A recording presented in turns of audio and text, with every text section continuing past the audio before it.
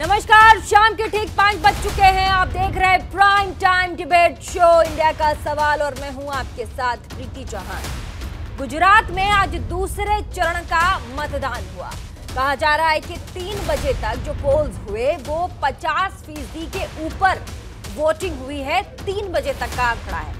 पिछले साल यानी कि पिछली दफा जब विधानसभा चुनाव गुजरात में हुए थे तो 3 बजे तक दोपहर में 68% के आसपास वोटिंग हुए थे। इस बार वोटिंग परसेंटेज थोड़ा कम है, लेकिन गुजरात में लोग वोट कर रहे हैं, घर से बाहर निकल रहे हैं। गुजरात में दोनों ही चरणों की वोटिंग बम्पर रही। पहले चरण में जहां 57% वोटिंग हुई तो दूसरे चरण में अब तक 50% से ज्यादा वोटिंग की खबर है। अब इंतजार है केवल नतीजों का कि वो किसके पाले में जाएगा। चुनावी गलियारों में सरगर्मियां बढ़ गई हैं। हरोर शोर है कि गुजरात में कौन काबिज होगा, किसकी सरकार बनेगी, 27 सालों से कुर्सी पर बैठी भारतीय जनता पार्टी की या फिर अपने विस्तार में लगी आम आदमी पार्टी की। वही बीजेपी क्या भेद किले को भेदने की कांग्रेस ने हर संभव कोशिश की। अब सूबे में क्या होगा ये तो 8 दिसंबर को ही पता चलेगा। आपको यहाँ बताते चले कि साल 2017 में गुजरात चुनाव 2 चरण में हुआ था और इस चुनाव में बीजेपी ने 99, कांग्रेस ने 77, अन्य के खाते में 6 सीट आई। इस दौरान अगर बीजेपी के वोट प्रतिशत की हम बात करें तो 49.05% वोट पड़े थे। अब इसके अलावा कांग्रेस को इसी चुनाव में 41.44% वोट मिले, लेकिन उन सब के बीच यहाँ कई सवाल हैं। प्रधानमंत्री के वोट देने के तरीके पर बवाल मच गया। कांग्रेस ने प्रधानमंत्री पर आचार संहिता का उल्लंघन का आरोप लगाया है। कहा जा रहा है कि प्रधानमंत्री ने वोटिंग से पहले रोड शो किया और उसके बाद जाकर उन्होंने वोट किया, जिस पर भाजपा चुप्पी साधे। इन सब से परे बीजेपी आगामी चुनाव की तैयारियों में भी आज से जुड़ गई है। लेकिन गुजरात चुनाव जहां पर वोटिंग हुई, प्रधानमंत्री तमाम दिग्गज आज मैदान में उतरे, उन्होंने वोटिंग किया और ऐसे में 3 एमसीडी चुनाव दिल्ली में, दूसरा हिमाचल प्रदेश विधानसभा चुनाव और आज गुजरात चुनाव विधानसभा, आज वो वोटिंग हो चुकी है। 5 बजे तक वोटिंग होनी थी और ऐसे में अब 8 तारीख को क्या होगा, वो जिस तरीके से ताबड़तोड़ रैलियां हुई हैं, तमाम बड़ी बड़ी पार्टियों ने अपनी शक्ति का प्रदर्शन किया। जहां आम आदमी पार्टी एक बार शक्ति दिखाते हुए कह रही थी कि इस बार हम आएंगे और काफी ज्यादा तादाद में हम लोग आएंगे, वहीं भाजपा कह रही थी कि अभी समय लगेगा, काबिज तो हम ही होंगे। कांग्रेस खोई हुई सत्ता को बचाने में लगी हुई है। छोटा सा रिपोर्ट, उसके बाद तमाम मेहमानों से मिलवाएंगे और जानेंगे कि क्या होने वाला है विधानसभा चुनाव में।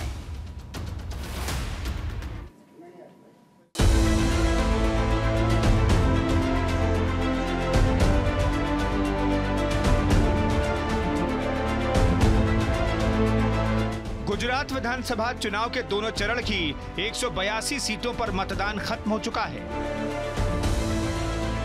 बीजेपी ने जहां 7वीं बार सत्ता पर काबिज होने की तैयारी कर ली है, तो आम आदमी पार्टी और कांग्रेस का दावा है कि वो बीजेपी को इस सत्ता से उखाड़ फेंकेंगे।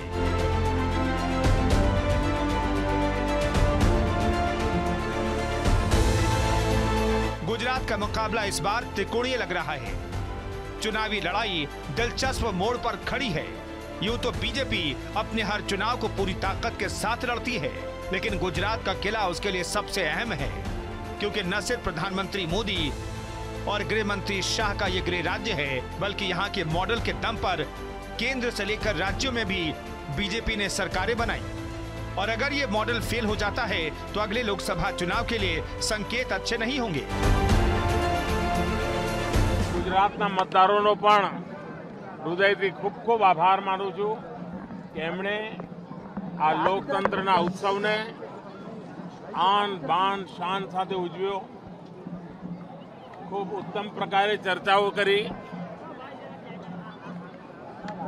ગુજરાતની જનતામાં નીર ક્ષીર વિવેક છે, એ સાંભળે બધાનું અને જે સત્ય છે તેને સ્વીકારવાનો ગુજરાતનો સ્વભાવ છે અને સ્વભાવના અનુસાર આજે ભારી માત્રામાં બધા મતદાન પણ કરી રહ્યા છે।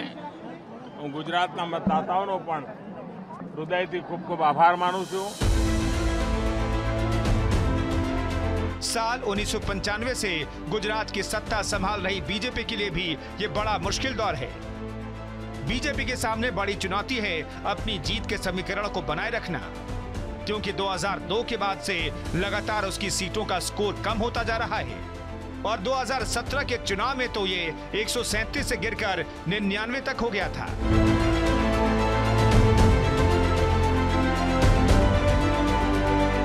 एक तरफ अब नतीजों का इंतजार हो रहा है, तो दूसरी ओर बीजेपी ने अन्य राज्यों में होने वाले चुनावों को लेकर रणनीति तय करना शुरू कर दिया है।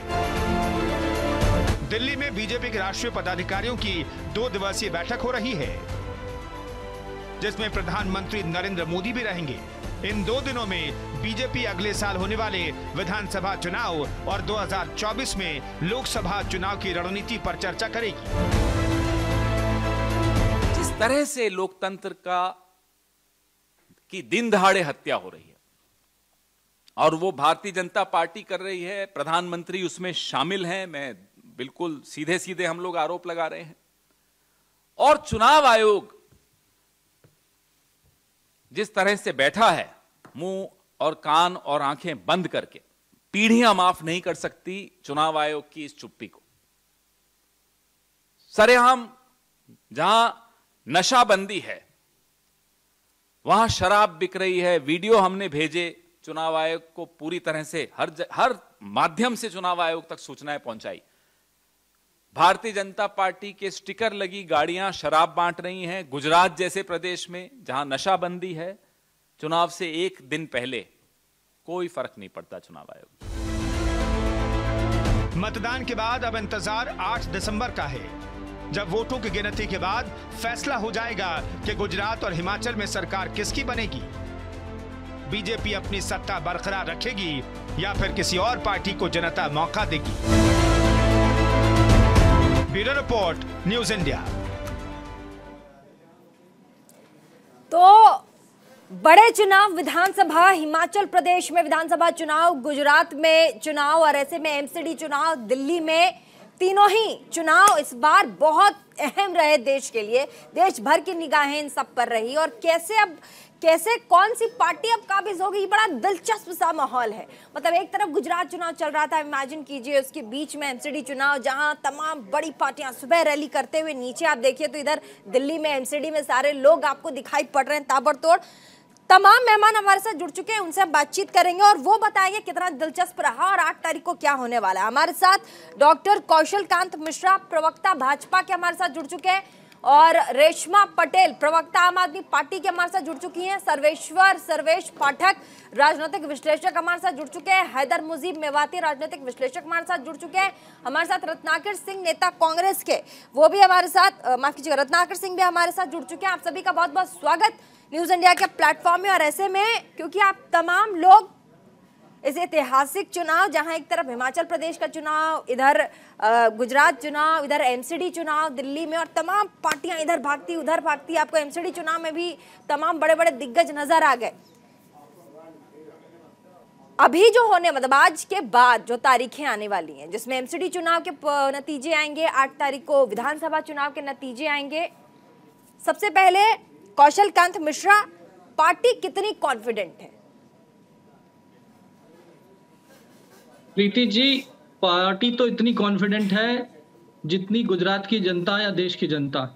देखिए, किसी भी राजनीतिक दल के लिए कुछ चीजें जरूरी होती हैं। पहली चीज है नेता। हमारे पास नेता है नरेंद्र मोदी जी। नीति राष्ट्रवाद की नीति है। नियति सबका साथ, सबका विकास, सबका प्रयास और सबके विश्वास से चल रही है। और उससे भी ऊपर संगठन। हमारा संगठन आज विश्व का सबसे बड़ा संगठन है। भारतीय जनता पार्टी विश्व की सबसे बड़ी पार्टी है। मुझे नहीं लगता कि अपोजिशन में बैठी हुई कोई भी पार्टी में ये चारों क्राइटेरिया हैं। अगर ये चारों क्राइटेरिया नहीं है तो मुझे नहीं लगता कि कोई और मैदान में है। इसलिए भारतीय जनता पार्टी की सरकार तीनों जगह आएगी। कितना रहा दिलचस्प, क्योंकि आम आदमी पार्टी लगातार जिस जज्बे के साथ लड़ी है, कुछ भी सीट आए, लेकिन जिस तरीके से आम आदमी पार्टी ने कहा झाड़ू चला देंगे इस बार, ठीक है। रेशमा पटेल, क्या झाड़ू चलेगा? हाँ, बिल्कुल चलेगा। 27 साल का भाई साहब ने तो जैसे नीतियां बताई, मैं आपको अनीति बताऊंगी कि उन लोगों की अनीतियां क्या है, कैसे विधायकों, कांग्रेस के विधायकों को खरीद के लेके जा रहे हैं, वो पहली उसकी अनीति है। दूसरी मैं आपको बताऊंगी कि जैसे वो 27 साल के बोल रहे कि हमारे पास नेतागिरी है, तो बस अभी 27 साल में गुजरात में कोई नेता ही नहीं हुआ। एक ही नेता, चाहे कोई भी इलेक्शन हो, एक ही नेता को बुला बुला के सभाएं फैलिया करके उसकी नेतागिरी है।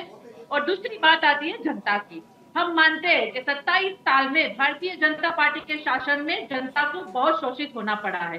भ्रष्टाचार का भी बहुत खुला काला ये विकास हुआ है। यहाँ पे आए दिन मौत होती जा रही है। बहुत सामान्य ऐसे मुद्दों के साथ मौत का आपको कारण भी समझ में नहीं आएगा कि ऐसे अचानक 150-200 लोग मरे जा रहे झूलते पुल के तहत उस हादसे में। तो ऐसे बहुत से हादसे हुए, लट्ठा कांड होते जा रहे हैं, विद्यार्थियों के पेपर फूटे जा रहे हैं। तो इतने विकास के गाथा लेके भारतीय जनता पार्टी मैदान में उतरी है। उसके सामने हम क्या बोल रहे हैं? वही बोल रहे हैं कि 27 साल के भ्रष्ट शासन को खत्म करेंगे, शिक्षा और स्वास्थ्य की जो अव्यवस्था है उसको सही बनाएंगे।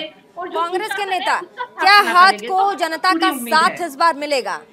इस दिलचस्प भरे चुनाव में क्या हाथ को जनता का साथ मिलेगा? हिमाचल, गुजरात, एनसीडी कांग्रेस पार्टी के साथ हमेशा रहा है और इस बार भी जनता का साथ जो है रहेगा और साथ पूरी तरह से है। जो भारतीय जनता पार्टी के प्रवक्ता कह रहे थे कि इनके पास नीति है, इनके पास सिर्फ एक ही नीति है पूरे देश में, फूट डालो, राज करो, ध्रुवीकरण की राजनीति तो है ना। आप देखिए अभी आज चुनाव खत्म भी नहीं हुआ, प्रधानमंत्री 2024 की तैयारियों में पार्टी ऑफिस में तमाम नेताओं के साथ लग गए। नीति तो है। नहीं तो ये एक ही काम करते हैं ना, पूरा 24/7 डेज यही काम करते हैं। हाँ। ये चुनाव की ही तैयारी करते हैं। कौशल कांत जी से पूछ लेते हैं, क्या 365 डेज यही करती है पार्टी? 365 दिन क्या आपकी पार्टी यही करती है? कौशल कांत जी चुनाव की तैयारियां करती है बस। इसलिए जो है जी, अगर हम राजनीति में आए हैं और लोकतंत्र में जनता की वोट की पावर का इस्तेमाल करके ही देश को चलाया जा सकता है। जनता की सेवा जनता के द्वारा तभी की जा सकती है जब हमेशा लोकतंत्र में मेहनत करे किया जाए। हमारी पार्टी में कोई परिवारवाद नहीं है। अगर बाकी पार्टियों का अगर लिस्ट है पूरी लंबी परिवारवाद की, हम कोई वो पार्टी नहीं है कि जो हमें सत्ता पीढ़ी से मिलने वाली है, अगली पीढ़ी में। रत्नाकर जी बोलिए। ठीक है, एक सेकंड रत्नाकर जी को एक सेकंड में देते हैं। रत्नाकर जी बोल लीजिए। रत्नाकर जी बोलिए। मेरी बातें पूरा कर लेने दीजिए, उसके बाद इनकी बातें नहीं। अरे नहीं बोलिए, आपको मौका दे रही। देखिए हंस भी रहे हैं वो। कौशल कांत जी कह रहे हैं कि एकदम इस बार कांग्रेसियों को मौका देंगे बोलने का। बोलिए। जी देखिए, इनके पास संगठन है तो हमारे पास कोई संगठन नहीं है, ऐसा कहना है भाई साहब का। पर हमारे इनके संगठन में काम होता है, हमारे संगठन में तो कोई काम नहीं होता है। इसलिए ये जो है राहुल गांधी से घबरा करके उनको जो है ट्वीट कर रहे हैं कि 5 स्टार कंटेनर में रह रहे हैं, 40,000 का टी शर्ट पहन रहे हैं, लड़कियों के साथ हाथ पकड़ के घूम रहे हैं, इस तरह से बदनाम करने की कोशिश कर रहे हैं। अरे लाखों की संख्या में लोग जुट रहे हैं और आपको आईना दिखा रहे हैं। और आपकी नीयत जो है ना विकास की कहीं पे भी नहीं है, सिर्फ ध्रुवीकरण की राजनीति है पूरे देश में। ये जो राष्ट्रवाद की बात करते हैं, ये फर्जी राष्ट्रवादी लोग हैं और फर्जी हिंदुत्व वाले लोग हैं। अगर राष्ट्रवादी होते तो जनता की भलाई करते और अडानी और अंबानी की सिर्फ भलाई में नहीं लगे रहते। आपको आज देखिए, जनता जो है गरीब से गरीब होती जा रही है और इनके अडानी अंबानी जो अमीर से अमीर होते जा रहे हैं। तो ये कौन सा राष्ट्रवाद है भाई? आप 23 करोड़ जनता को गरीबी रेखा के नीचे ढकेल देते हैं। आपने कार्यकाल में हमने तो 27 करोड़ जनता को गरीबी रेखा से ऊपर उठाया था। ये कौन सा राष्ट्रवाद की डफली बजा रहे हैं आप लोग? झूठे राष्ट्रवाद की डफली बजा रहे हैं भाई साहब। आपके पास वही सिर्फ एक ही नेता है और वो है सिर्फ नरेंद्र मोदी। इसलिए मल्लिकार्जुन खड़गे जी ने उपमा दिया। मैं फिर से कहता हूँ, और दो गेस्ट हैं, दो गेस्ट और हैं। जरा दो गेस्ट और। रत्नाकर जी बस मैं आती हूँ। दो गेस्ट उनको भी जरा उनको भी प्लीज। दो गेस्ट और हैं हमारे साथ। डॉक्टर माफ कीजिएगा, हमारे साथ सर्वेश पाठक, राजनीतिक विश्लेषक, हैदर मुजीब मेवाती, ये राजनीतिक विश्लेषक, दोनों ही स्टूडियो में हैं। सर्वेश्वर जी 3 बड़े चुनाव हमने देखे, इंक्लूडिंग एनसीडी। आपने हिमाचल प्रदेश में विधानसभा चुनाव, गुजरात में विधानसभा चुनाव आपने देखा। पोलिंग 5 बजे तक खत्म हो गई। एनसीडी चुनाव में भी जिस तरीके से गर्माहट देखी गई, इस बार इतना इंटरेस्टिंग चुनाव रहा। क्या लगता है आपको? न्यूट्रल होके बोलिएगा। देखिए, चुनाव कोई भी हो इंटरेस्टिंग होता ही है। बहुत सारे ऐसे फैक्टर, बहुत सारे ऐसे वक्तव्य नेताओं के द्वारा दिए जाते हैं जो उसको इंटरेस्टिंग बता देता है। पवन खेड़ा ने बोला ही तो है कि आज रोड शो करते हुए प्रधानमंत्री ने वोट डाला है। सुना होगा आपने। नहीं, देखिए, आप अगर जो पेरीमीटर होता है 100 मीटर से पहले आप गाड़ी से उतर जाइए तो इसमें रोड शो क्या हुआ मुझे समझ में नहीं आता। अब किसी ने कांग्रेस के नेता को मना किया था क्या कि आप रोड शो मत करो, या आप जा रहे हो तो उनके अगर सहयोगी होंगे वहां पे तब ना। यहाँ पे प्रधानमंत्री जी जा रहे हैं, प्रधानमंत्री वोट कर रहे हैं, तो ये तो अपने आप में एक बहुत बड़ी बात है। आप समझ सकते हो, वो उनका गृह राज्य है, तो इसमें कोई कुछ भी कह ले, लेकिन जो है चीजें ठीक है। पवन खेरा जी को इसी बात में अगर उनको आनंद आता है तो वो बोलेंगे ही बोलेंगे। रही बात दूसरी की चुनाव का, देखिए हर राज्य के चुनाव का एक अपना अलग आनंद होता है, वहाँ की स्ट्रेटेजी अलग होती है। गुजरात में पहले 27 साल से पहले किसका शासन था? कांग्रेस का शासन था, और तब कांग्रेस इतने दिनों से शासन की तो उनके सामने कोई सशक्त विपक्ष नहीं था जो उनको हरा के आ सके। जब बीजेपी आई उसके बाद धीरे धीरे बीजेपी ताकतवर हुई, फिर उन्होंने उसको हरा दिया। 3 एमसीडी चुनाव भी, हिमाचल प्रदेश जी चुनाव हाँ, की भी बात कीजिए, मैं गुजरात आ रहा की हूँ, भी बात एमसीडी पे आ रहा हूँ, गुजरात के बाद एमसीडी पे आ रहा हूँ। देखिए, गुजरात में अभी भी नरेंद्र मोदी जी का ही सिक्का चलता है। लोग जो भी कह ले कि एक ही नेता है, अरे जब राजीव गांधी जी थे तो कांग्रेस में भी वही चारों तरफ दिखते थे। माननीय इंदिरा गांधी जी थी तो वही कांग्रेस की भी नेता थी। जब जवाहरलाल नेहरू जी थे तब पर भी वो सर्वोपरि थे। तो जो भी नेता पार्टी का जो होता है वो सर्वोपरि होता है। अभी आम आदमी पार्टी के हैदर मुजीब मेवाती राजनीतिक विश्लेषक, बाकी के नेता कहाँ गए? हैदर मुजीब मेवाती राजनीतिक विश्लेषक स्टूडियो से, एक बार ले लेते हैं उनको भी। हैदर मुजीब, आपने सर्वेश्वर सर्वेश को सुना, वो कह रहे थे कि आप चुनाव देखिए, इंटरेस्टिंग तो है, सारी चीजें हैं, लेकिन सिक्का किसका चल रहा है? भाजपा का सिक्का चल रहा है, प्रधानमंत्री का चल रहा है। प्रधानमंत्री के बैनर तले तमाम लोग आप देखिए जाके वोट कर रहे हैं, तो जीतेगा कौन? भाजपा। उनके कहने का मतलब यही था, हालांकि इतना उन्होंने कहा नहीं है, लेकिन मैंने ठीक एनालाइज कर ही लिया है। हैदर मुजीब मेवाती, देखिए प्रीति जी, सब में पहले तो मैं एक बात ज़रूर कहना चाहूँगा। आपका नेशनल टीवी है और तमाम भारत देखता है इसको।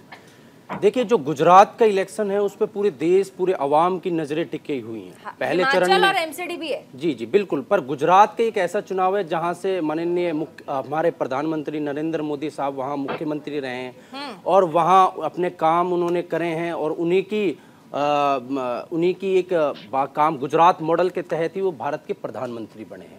पहले चरण में 89% सीटों पे जो वोटिंग हुई है उसमें 63.31% वोटर्स ने वोट डाली है गुजरात में। अच्छा, अब दूसरा फेज में 3 बजे तक 53 पॉइंट कुछ वोटर्स ने वोट डाली थी। गुजरात चुनाव जो पिछले 27 साल से भारतीय जनता पार्टी वहां पर काबिज है, मैं तो ये कहना चाहूंगा कि अभी ये किस तरीके के मुद्दों को लेके वहां जाती है। कांग्रेस भी बहुत अच्छे तरीके से वहां टक्कर ले रही है। ये बिल्कुल ऐसा कुछ नहीं है कि किसी का सिक्का चल रहा है। गुजरात के लोग बड़े समझदार हैं, बड़े अक्लमंद हैं। अगर आप देखिए तो पहले उनकी जितनी सीटें थी 99% सीट रह गई है पिछले 2017। कांग्रेस का सिक्का चल रहा है क्या? कांग्रेस का सिक्का चलेगा इस बार? देखिए, मैं एक बात सिक्का चलेगा। आप राजनीतिक विश्लेषक हैं, एक विश्लेषण होगा आपके दिमाग में, होगा आपके अंदर, होगा एक विश्लेषण होगा, किसका सिक्का चलेगा इस बार? जिस हिसाब से अगर मैं 2017 की बात करूं, जिस तरीके से डाउनफॉल भारतीय जनता पार्टी का गुजरात में रहा है, मेरे हिसाब से कांग्रेस का सरकार बनाना वहां तय है। और दूसरी बात, पिछले काफी टाइम से लोग समझ चुके हैं कि अब नरेंद्र मोदी साहब किन मुद्दों के जरिए गुजरात में एंटर करना चाहते हैं। आपने कहा कि कल वो भाईजान कह रहे थे कि वो वोट डालने गए हैं पूरा रोड शो के तरीके से। मैं तो कहना चाहूँगी प्रधानमंत्री साहब में बहुत ही काबिल तारीफ हैं और बहुत बड़ी शख्सियत है हमारे मुल्क की। उनको ये शोभा नहीं देता कि वो गुजरात में जाएं और इस तरीके के काफिले को एंटर करें। और रही कहीं ना कहीं मुझे ऐसा लगता है कि भारत जोड़ो यात्रा के तहत, कौशल जी, भारत जोड़ो यात्रा के तहत, एक मेरी बात को कंप्लीट होने दीजिए। पहले तो मैं ये बताना चाहूंगा, जो कांग्रेस की बात कर रहे थे, कांग्रेस 135 साल में 70 बार टूटी है, 70 बार टूटी है। और जो मेरे मित्र भी पॉलिटिकल एनालिस्ट कह रहे थे कि जिस तरीके से गुजरात में डाउन 170 बार भाई साहब, मैं तो मुद्दों की बात कर रहा हूँ, मैं तो एक मुद्दों की बात कर रहा हूँ। एक मिनट मेरी बात को कंप्लीट तो होने दीजिए। आप अपनी बात को बोलने का आपको हक है। जब आप बोल रहे थे तो मैंने आपको रोका नहीं था। मैं तो एक वो बता रहा हूँ, एक सिनेरियो बता रहा हूँ कि जिस तरीके से डाउनफॉल रहा है और माननीय प्रधानमंत्री साहब ने जिस तरीके से वहां गुजरात में जाके मेहनत करी है, वो कहीं ना कहीं इनको ये डर सता रहा था कि अगर हम गुजरात हारते हैं तो पूरे हिंदुस्तान में एक अलग मैसेज जाएगा, पूरे मुल्क में अलग मैसेज जाएगा। तो मुझे ऐसा लगता है और रही आम आदमी पार्टी की बात, आम आदमी पार्टी मैक्स टू मैक्स वहां 4 या 5 सीट ले पाएगी। तो दोनों टक्कर रहेंगी, भारतीय जनता पार्टी की और कांग्रेस की टक्कर रहेगी। थोड़ा तेज बोलिए रत्नाकर जी, और कौशल कांत जी थोड़ा तेज बोलिए। तो ये तो कांग्रेस को भी पता है कि अगर राहुल गांधी आएंगे तो कांग्रेस करेगी, और वो आए या ना आए, गुजरात की जनता ने मन बना लिया है, भारतीय जनता पार्टी आ रही है। हिमाचल में हार रही है कौशल कांत जी, सिर्फ गुजरात नहीं, ठीक है, गुजरात में जीत रही है, ठीक है। हिमाचल में क्या हार रही है? हिमाचल में क्या हार रही है?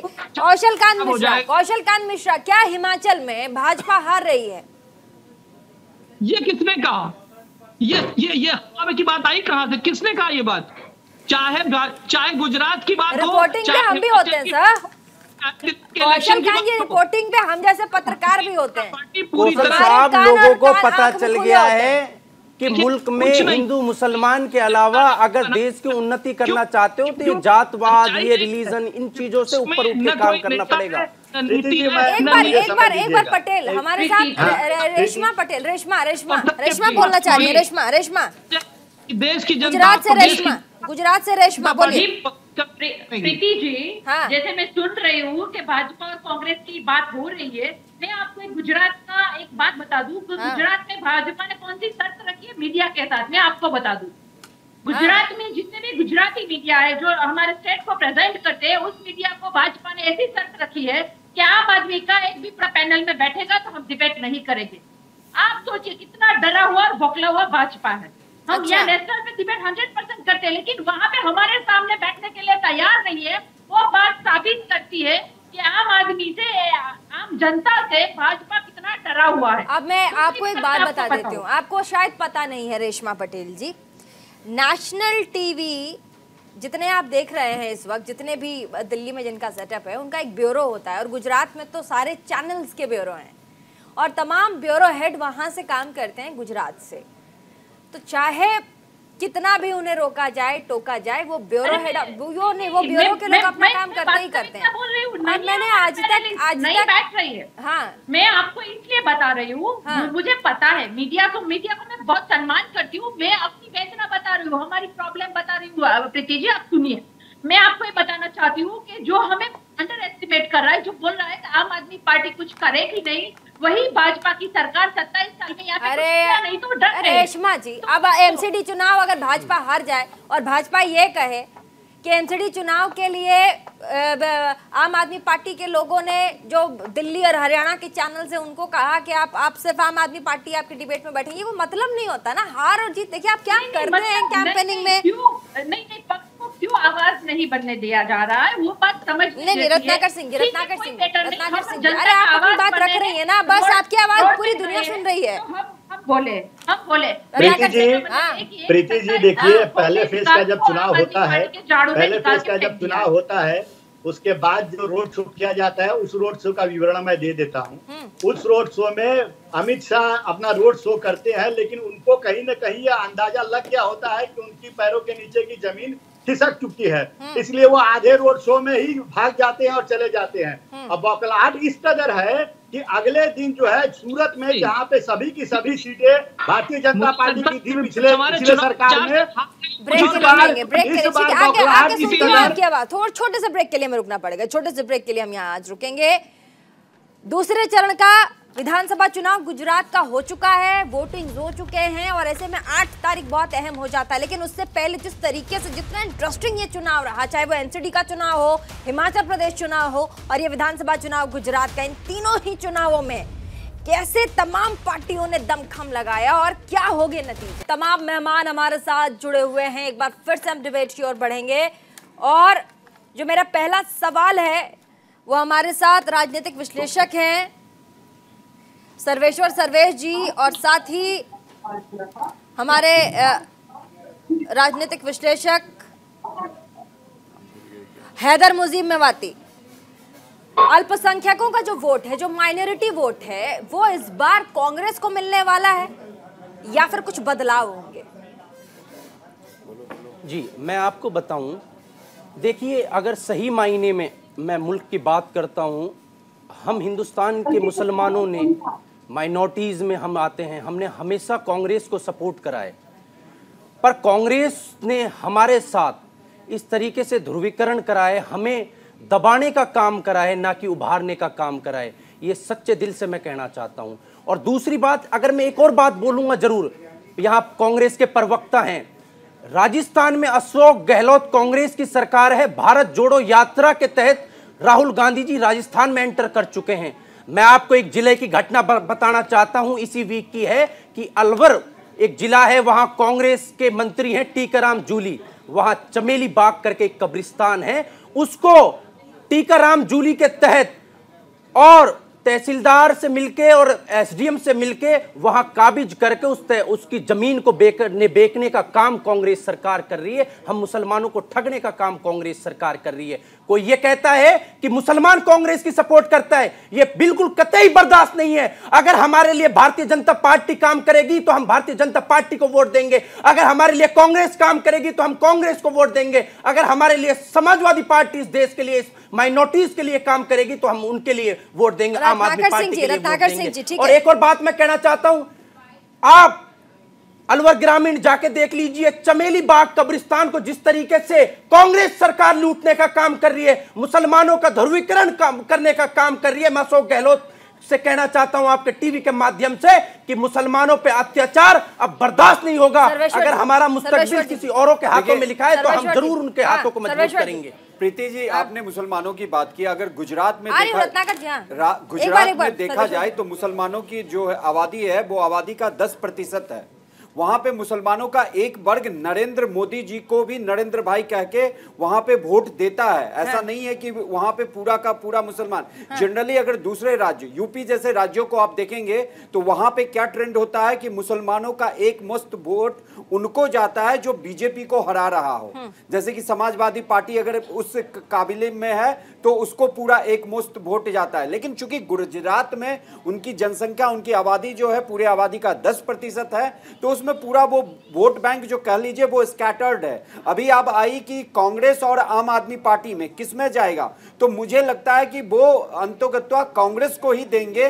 आम आदमी पार्टी में अभी वो अपना उतना मतलब जो कह ले बिलीफ लाने में उनको समय लगेगा। तो गुजरात की ये स्थिति है। बहुत बड़ा इल्जाम हैदर मुजीब ने लगाया है, कह रहे हैं कि मुसलमानों को बांटने का जो काम है वो कांग्रेस पार्टी ने किया। कांग्रेस पार्टी ने मुसलमानों को कभी ज़हन से लगाया ही नहीं। जब मैंने ये सवाल पूछा कि अल्पसंख्यकों का जो वोट है, जो मुस्लिम वोट है, वो किस साइड जा बैठेगा, बहुत बड़ा फैक्टर है। हिमाचल चुनाव, गुजरात चुनाव, एमसीडी चुनाव में कह रहे हैं भलाई नहीं की कभी कांग्रेसियों ने, और हमारा जो भला करेगा उनको वोट जाएगा।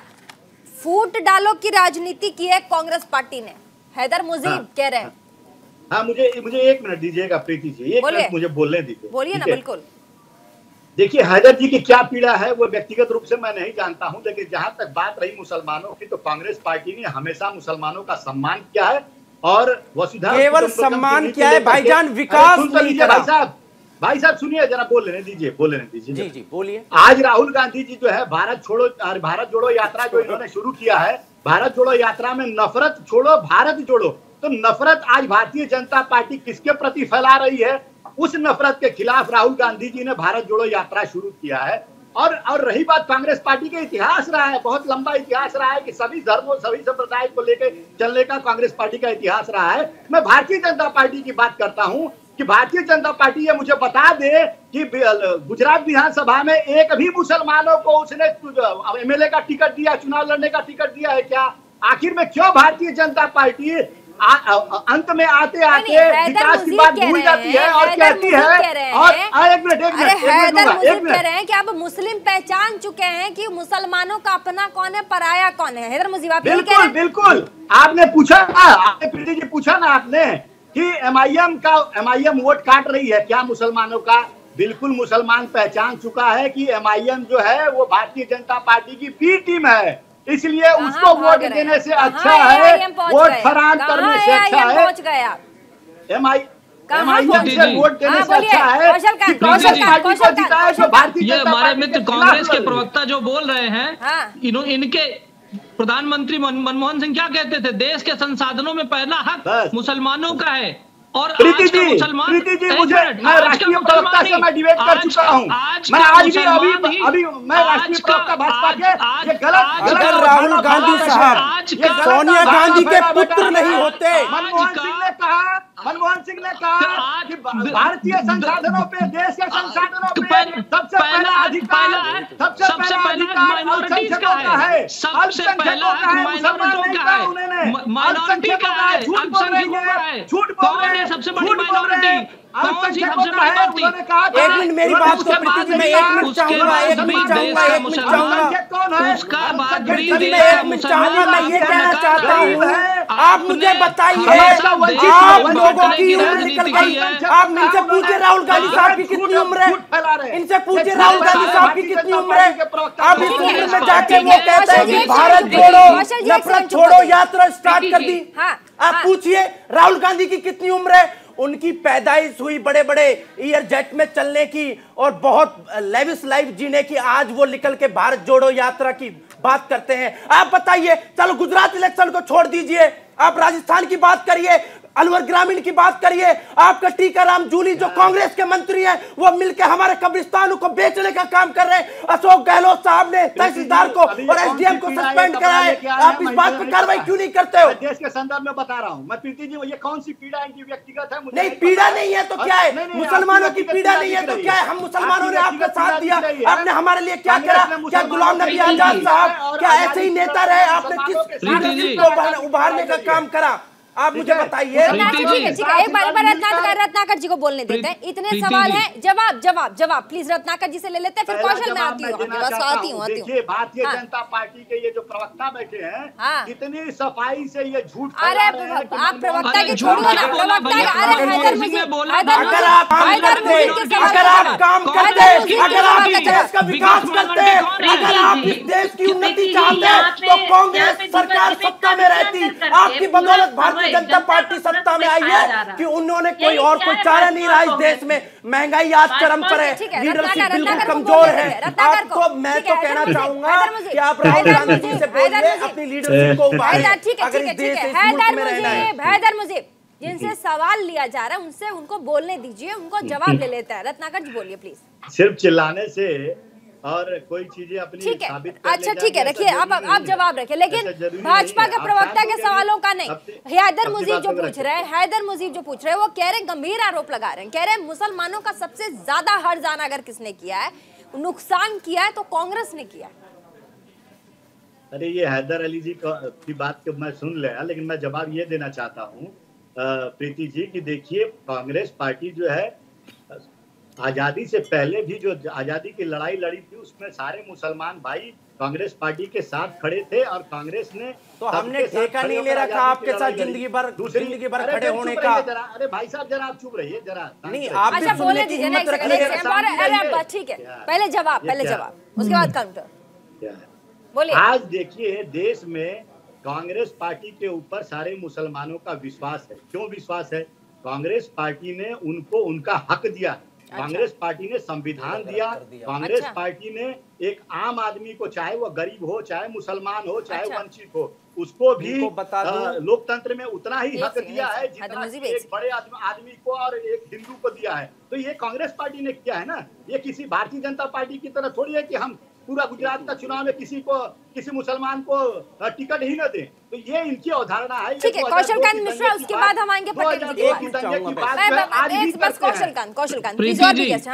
प्रीति जी, अभी जो हमारे दोस्त बोल रहे थे और वो कब्रिस्तान की बात कर रहे थे, उसमें मैं यही कहना चाहूंगा, बोया पेड़ बबूल का तो आम कहां से होए। कांग्रेस ने यही बोया है, वोट बैंक की राजनीति की है, माइनॉरिटी में बांटा है, जातियों में बांटा है, धर्मों में बांटा है, और हमारी पार्टी सबका साथ, सबका विकास, सबका प्रयास करती है। प्रीति जी प्लीज, मैं आपके बीच में नहीं बोला था ना। प्रीति जी ये देख लीजिए, इनको दिखा दें, कैमरा जूम करके दिखा दे इनको। अरे आज हिमाचल एमसीडी और गुजरात अगर ये कहते हैं तो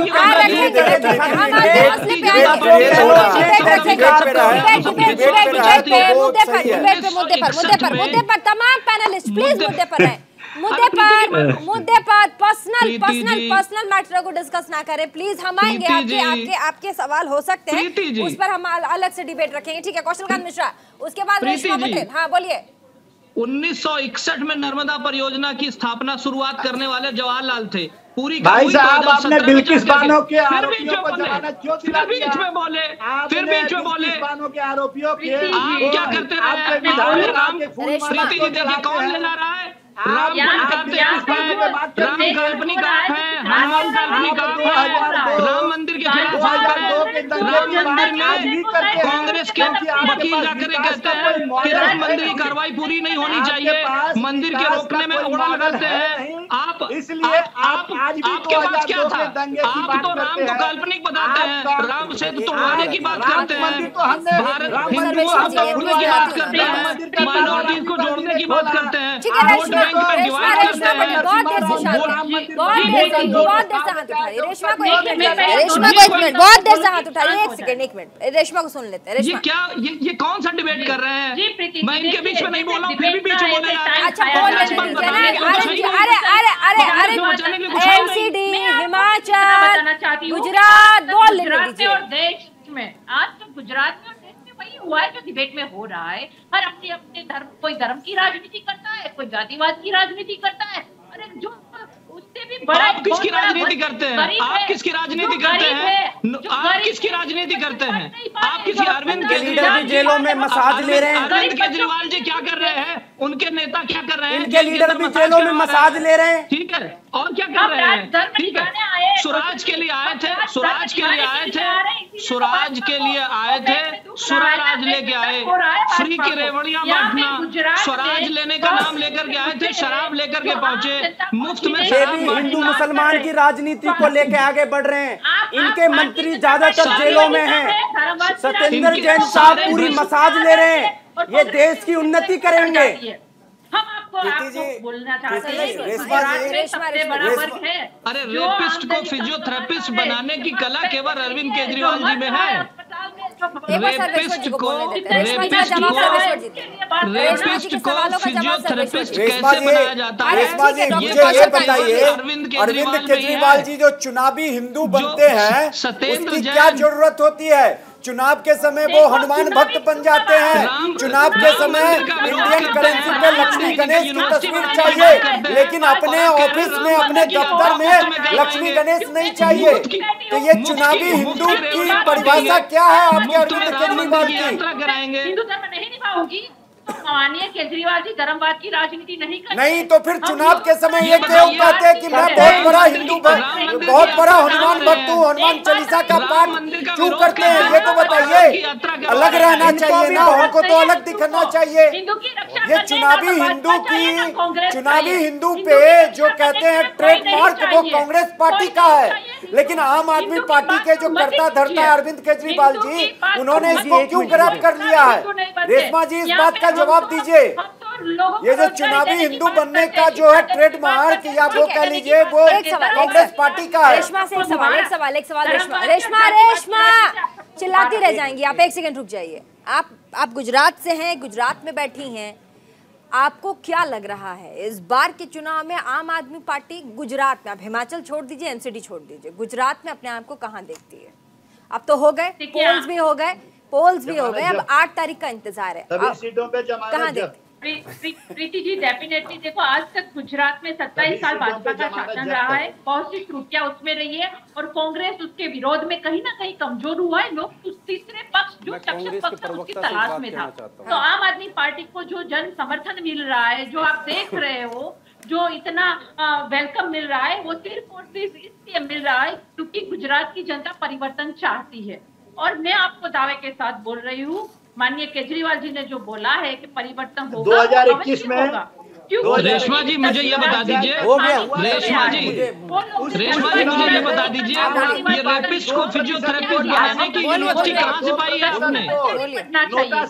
देखिए रेशमा जी, रेपिस्ट को फिजियोथेरेपिस्ट बनाने का गुण कैसे? एक साथ नहीं, किसी की आवाज नहीं आ रही, एक साथ बोल रहे हैं एक साथ मत बोलिए, किसी की भी आवाज नहीं। मैं यहाँ, हमारे साथ हैदर मुजीब हैं। हैदर मुजीब बार बार रत्नाकर सिंह जी से सवाल पूछना चाहते हैं, या तो आप लोग एक दूसरे को पर्सनली जानते हैं। रत्नाकर जी का नंबर भिजवा देंगे। आप मेरे भाई हो, देखिए मतभेद हो अरे देश के पर मनभेद नहीं होने चाहिए। एक मिनट मेरी बात को प्लीज। रत्नाकर साहब, मैं कांग्रेस के परिवार से ही, मेरे दादाजी ने 1991 में चुनाव लड़ा। अच्छा, कांग्रेस से दुखी क्यों? छोड़ दीजिए। मैं रत्नाकर जी के दिल का जो सवाल है मैं पूछ रही हूँ। ठीक है, आप रुकिए, मुझको मौका दीजिए, मुझको मौका दीजिए। आपको क्या तकलीफ है इस वक्त? रत्नाकर जी सुनना चाहते हैं, फोन पे बता दीजिएगा। अभी हम लोग चुनाव पे रहते हैं, हिमाचल में क्या होगा, गड़बड़ दिख रहा है मामला। कौशल कांत मिश्रा, फोन नंबर भिजवा दूंगी मैं आपको। हैदर मुजीब, आप आराम से बात कर लीजिएगा, आपके सॉल्यूशन, आपके सवालों का सॉल्यूशन कर देंगे वो रत्नाकर सिंह जी। कौशल कांत, हिमाचल में अभी डिबेट पे रही है। हिमाचल में प्रीति जी, हाँ, बात हिमाचल की करिए, चाहे गुजरात की करिए, चाहे दिल्ली के एमसीडी इलेक्शन की करिए, गड़बड़ लग रहा है। बिल्कुल गड़बड़ नहीं है, एकदम गड़बड़ नहीं है, बिल्कुल गड़बड़ नहीं है। हमें पूरी तरह से, हम अपने काम पे पूरी तरह से आश्वस्त हैं। हाँ। जिस तरह से हमने सबको जोड़ने का काम किया है, सबका साथ सबका विकास, सबका प्रयास, सबके विश्वास के साथ सबको जोड़ा है। आप भी लड़ाई करने का काम कर रहे हैं बीजेपी के प्रवक्ता साहब। भाईजान, आप भी लड़वाने का काम कर रहे हैं। हम बिल्कुल, हम सबको जोड़ने का काम कर रहे हैं। नहीं, आप भी हिंदू और मुसलमान की राजनीति करने का काम कर रहे हैं। जिस तरीके से कांग्रेस ने मुसलमानों को भटकाया था, आप भी उसी डर्रे पे चल रहे हो। और जो मुसलमान की और हिंदू की राजनीति करेगा, जो सिख और ईसाई की राजनीति करेगा मेरे मुल्क में, वो ज्यादा दिन तक नहीं चल सकता। आपने 127 सीट ली गुजरात में, आपकी 99 सीट आ रही है, 99 सीट 2017 में आई है, तो अब की बार और डाउनफॉल जाएगा। बस एक सेकंड। हैदर मुजीब, आप तमाम पार्टियों पे तमाम सवाल पूछ रहे हैं, आप ही बता दीजिए, आपके हिसाब से, आपके चश्मे से कौन सी पार्टी विधानसभा जीत ले जाएगी और एमसीडी? और देखिए, सब जितने पैनलिस्ट बैठे हैं ना, आपको सुनेंगे भी और उसके बाद आपको काउंटर करेंगे, इसीलिए बताइए, आप ही बताइए कौन जीतने वाला है। देखिए, सही बात तो ये है, कहानी में सुनाइएगा, टाइम ज्यादा नहीं है। बिल्कुल, मैं कहना चाहता हूं कि भारतीय जनता पार्टी पिछले 27 साल में गुजरात में उन्होंने क्या करा, अगर उन्होंने फिर कहानी, अरे मैं कह रही हूँ कौन जीतेगा, 1 to 1 बोले, वही तो मैं कहना चाहता हूँ। देखिए, आप इसको, गुजरात जो इलेक्शन है वो पूरे मुल्क का इलेक्शन है। अगर गुजरात में कोई भी पार्टी आती है, वो उभरने का काम करेगी और उसके पूरे मुल्क में एक अलग, भाजपा, आम आदमी पार्टी, कौन सी पार्टी? देखिए, मेरे हिसाब से टक्कर का मुकाबला है। और रही बात, आम आदमी पार्टी भी 4 से 5 सीटें लेगी, ये बात ठीक है। तो टक्कर का मुकाबला किसके बीच हुआ? कांग्रेस और भारतीय जनता पार्टी के बीच में कड़ा मुकाबला है, कड़ा मुकाबला है। अच्छा, सर्वेश, देखिए, गुजरात में अभी कोई पार्टी की इतनी दमखम नहीं हुई है कि बीजेपी को हरा सके। गुजरात वो अवैध दुर्ग है बीजेपी का, वो अभी कांग्रेस पार्टी में वो दमखम नहीं आया और वहां पे बीजेपी अपनी सत्ता बचा लेगी। रही बात हिमाचल की, तो ठीक है, वहां पे बीजेपी का नारा था रिवाज बदलेंगे, जैसा यूपी उत्तराखंड में उन्होंने इतिहास बदला था, वहां पे नहीं होगा। जो वहां का ट्रेंड है कि 5 इयर्स कांग्रेस, 5 इयर्स बीजेपी, तो वही अगर रही तो ये भी देश के लिए, हिमाचल के लोगों के लिए अच्छी बात है। हिमाचल में ट्रेंड बदलेगा, जो नारा है रिवाज बदलेगा, क्या इस बार रिवाज बदलेगा? क्या कांग्रेस आएगी हिमाचल में? जी, रिवाज भी बदलेगा और जनता ने बदल भी दिया है। ये जान लीजिए, हिमाचल प्रदेश में कांग्रेस आ रही है। और रही बात गुजरात की, तो गुजरात में हम 125 सीट जीतने जा रहे हैं। 125 गुजरात में हम 125 कांग्रेस गुजरात में 125 सीटें जा रहे हैं। और ये जो 27 साल से इनकी कुनीतियां है ना, वो गांव-गांव में जाइए, शहरों में चार विकास के मॉडल खड़ा कर दिया। आपको कौशल कांत मिश्रा 125 सीट पर ताल ठोकर है। रत्नाकर सिंह 125 सीट पर ताल ठोकर है। रत्नाकर सिंह कह रहे 125 सीट लाएंगे गुजरात में और हिमाचल में भी सरकार बनाएंगे। कौशल कांत कितनी सीटें आएंगी? कितनी सीटें आएंगी? भाजपा को कितनी सीटें आएंगी? 125 बता रहे हैं रत्नाकर सिंह। भाजपा का रिकॉर्ड 127 का था, इस बार भाजपा उससे ज्यादा सीटें लाएंगी। मेरे अनुमान में ये 150 चली जाएगी 70 पे। ये कहाँ से प्रवक्ता आए हैं भाई? ये कोई तरीका होता है? बोलने दीजिए कौशल कांत को। कोई तरीका होता है? कौशल शांत कौशल कांत को बोलने दीजिए। 100 इस बार इनका सबसे वर्स्ट परफॉर्मेंस आएगा कांग्रेस का और हम अपना रिकॉर्ड तोड़ेंगे, दोनों लोग रिकॉर्ड तोड़ेंगे, वो नीचे तोड़ेंगे, हम ऊपर तोड़ेंगे। 127 से ज्यादा सीटें आएंगी। जी मैं आपसे कहना चाहता हूँ, बीच में बोले मैं कह रहा हूँ कि महंगाई का भी रिकॉर्ड थोड़ा सा तोड़ दीजिए। महंगाई का रिकॉर्ड, पेट्रोल के दाम का रिकॉर्ड, बेरोजगारी का रिकॉर्ड, 2 करोड़ का रिकॉर्ड, नीरव मोदी का रिकॉर्ड, विजय माल्या का रिकॉर्ड, सबका रिकॉर्ड भी तोड़िए। माननीय प्रधानमंत्री साहब से कहिए। एक सेकंड हैदर मुजीब, आपने तो आम आदमी पार्टी को कह दिया 4 सीटों पर सिमट जाएगी। मैं तो कह रहा हूँ जवाब ले लेते हैं। रेशमा 4 सीटों पर सिमट जाएगी कह रहे हैं। वही मैं सुन रही हूँ कि कितनी सीटें, एक्सपेक्टेड सीटें कितनी है? जैसा रत्नाकर सिंह ने कहा 125 लाएंगे। हाँ प्रीति जी मेरी बात सुनिए, मुझे विश्वास है, मैं मानती हूँ कि गुजरात की जनता जीतेगी, वो आम आदमी जीतेगा। इन जो अभिमानी पार्टियां जो बोल रही है, जो दावा कर रही है 125 और बोले हम जीतेंगे, वही तो लोकशाही का कत्लेआम करते जा रहे हैं। तो हमें विश्वास है, हम जनता जनार्दन को बहुत। अरविंद केजरीवाल जी ने कितने का प्रॉमिस किया है? अरविंद केजरीवाल ने अपने स्टेटमेंट में क्या अभिमान दिखाया है? अरविंद केजरीवाल ने अपने आम आदमी पार्टी देश की बहुत बड़ी भ्रष्टाचार वाली पार्टी है। सत्येंद्र जैन साहब आपके मंत्री है या नहीं है? मुझे बात बताइए। जसवंत सिंह गुजरात चुनाव में आम आदमी पार्टी की सारी सीटों पे जमानत जब्त होने वाली है, ये लिख के रख लीजिए। 182 सीटों में से 181 सीटों पे आम आदमी पार्टी की जमानत जब्त होने वाली है, और हिमाचल में भी वही होने है। गुजराती में जरा बोल दीजिए रेशमा जी। आज आखिरी चरण का मतदान था, ऐसे में बड़ी खबर हमारे पास, गुजरात में आखिरी चरण की वोटिंग खत्म हो गई है। दूसरे चरण में तकरीबन 58.68% वोटिंग हुई है। ये 4 बजे तक के आंकड़े। 14 जिलों के 93 सीटों पर वोट डाले गए और 8 दिसंबर को, आने वाले 8 दिसंबर को नतीजे आएंगे कि कौन काबिज होगा हिमाचल के सत्ता पर और गुजरात की सत्ता पर। एक बार वापस करेंगे और हमारे साथ रेशमा पटेल। रेशमा बहन, एक बार गुजराती में, आज लास्ट गुजरात का चुनाव था, तमाम लोग गुजराती में कुछ सुनना चाहते हैं आपसे, मतलब गुजराती में बोल दीजिए क्या होगा इस बार, गुजराती में कहिएगा, मैं भी सुनना चाहती हूँ। अच्छा, ગુજરાતીમાં એટલું જ કહીશ કે 27 વર્ષના કૂડા કચરા ઉપર ઝાડુ ફરી ગયું છે અને પરિવર્તન આવે છે, એટલે ઝાડુ ચાલશે, પરિવર્તन આવશે, એ ચોક્કસ છે। ठीक है, हिंदी में सुनूंगी। कौशल कांत मिश्रा से फाइनल कमेंट दीजिएगा। कौशल कांत मिश्रा, सत्येंद्र जैन वाला बोल नहीं आना चाहिए। अरे बस मुजीब साहब रुक जाइए, है कौशल कांत जी फाइनल कमेंट आपके पास भी हम शेयर सुनाइएगा। मुझे लगता है कि आज देश के विकास में, देश में जो सरकार चल रही है उसके लिए गुजरात की जनता रिस्पॉन्सिबल है, और गुजरात की जनता और बाकी पार्टियों का इलेक्शन है। गुजरात की जनता ने भारतीय जनता पार्टी को चुना है, जिसकी वजह से आज हम देश को विश्व के पटल पे सबसे ऊपर ले जा पाए हैं। ये जीत केवल गुजरात की जनता की होगी और बीजेपी इस बार 127 के आंकड़े को क्रॉस करेगी और कांग्रेस सबसे वर्स्ट परफॉर्म करेगी। ठीक है, इस बार क्या होगा? फाइनल कमेंट रत्नाकर सिंह, कांग्रेस के प्रवक्ता। गुजराती अगर बोल पाएंगे तो बहुत अच्छा होगा, हालांकि अब बोल नहीं पाएंगे, हमको ऐसा लग रहा है। नहीं, गुजराती मैं समझ सकता हूँ लेकिन बोल नहीं पाता हूँ। हाँ। मैं हिंदी में ही बात करता हूँ, हिंदी भाषी हूँ, तो हिंदी में ज्यादा बात करना पसंद करता हूँ। हाँ, बोलिए। देखिए, इस बार जनता इनके 27 साल में जो इन्होंने झूठे वादे किए, झूठा विकास मॉडल दिखाया, मोरबी की घटना हुई, ड्राई स्टेट में सब जहरीली शराब मर गए लोग, कहानी के लिए तो ये सारे मुद्दे जो है लोगों को याद है, और उन्होंने जो वोट किया है वो कांग्रेस को वोट किया, क्योंकि कांग्रेस को देखा है उन्होंने कि देश को जो है फर्श से अर्श पर लाने का काम कांग्रेस ने किया है।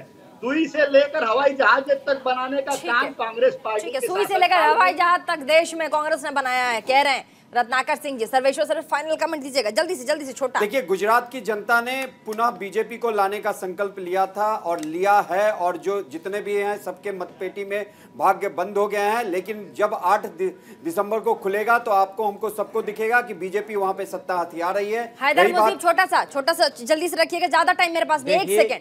गुजरात एक ऐसा राज्य है जहां बहुत अक्ल सलीम लोग रहते हैं। मैं तो यही कहना चाहूंगा कि जो गुजरात की जनता ने जिसको भी चुना होगा, बेहतर चुना होगा, और मैं उस सरकार से विनती करूंगा कि जो बने, तमाम मेहमान हमारे साथ, बहुत बहुत शुक्रिया। और आप देखना होगा एमसीडी चुनाव, हिमाचल प्रदेश चुनाव, गुजरात चुनाव के वोट के बाद अब क्या होगा, क्योंकि तमाम जितनी पार्टियां हैं वो एक एक करके अपनी सीटों के बारे में कह रहे हैं कि हम 125 लेकर आएंगे, 127 लेकर आएंगे। देखना होगा कौन सी पार्टी कितनी सीटों पर काबिज होती है, उसके लिए 8 दिसंबर तक का इंतजार करना होगा और देखना होगा। News India 24/7।